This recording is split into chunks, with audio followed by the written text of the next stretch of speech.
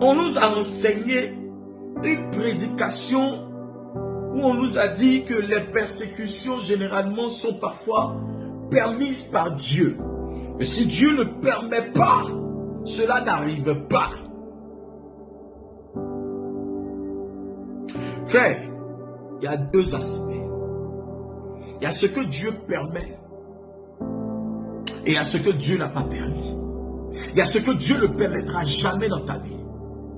Il y a des choses que Dieu n'approuve jamais dans ta vie. Il y a des choses que Dieu ne pourra jamais approuver contre toi. Ça veut dire qu'il y a des choses que Dieu lui-même ne sera jamais d'accord que l'ennemi vienne faire dans ta vie.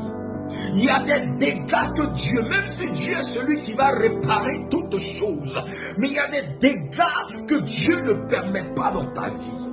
Il y a des choses, il y a des interventions que Dieu n'autorisera pas le diable dans ta vie de faire. Il y a des choses que Dieu ne donnera pas l'autorisation à un sorcier, à une sorcière, à un fils du diable de faire dans ta vie. Est-ce que je parle à l'esprit et à la conscience de quelqu'un?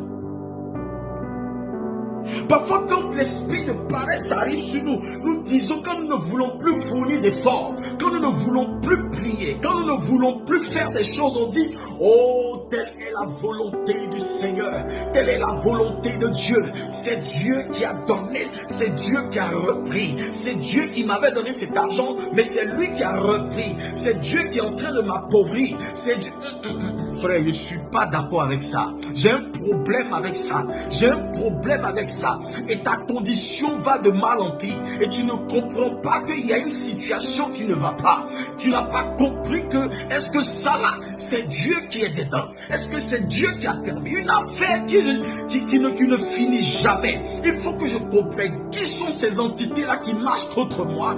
Qui sont ces entités-là qui parlent contre moi. Qui sont ces entités? Quelles sont ces entités-là qui ne me lâchent pas? Ça fait 5 ans que je suis dans la même situation. Et on me dit que, attends, c'est Dieu qui est en train de permettre cela. Frère, vérifie bien ta prophétie.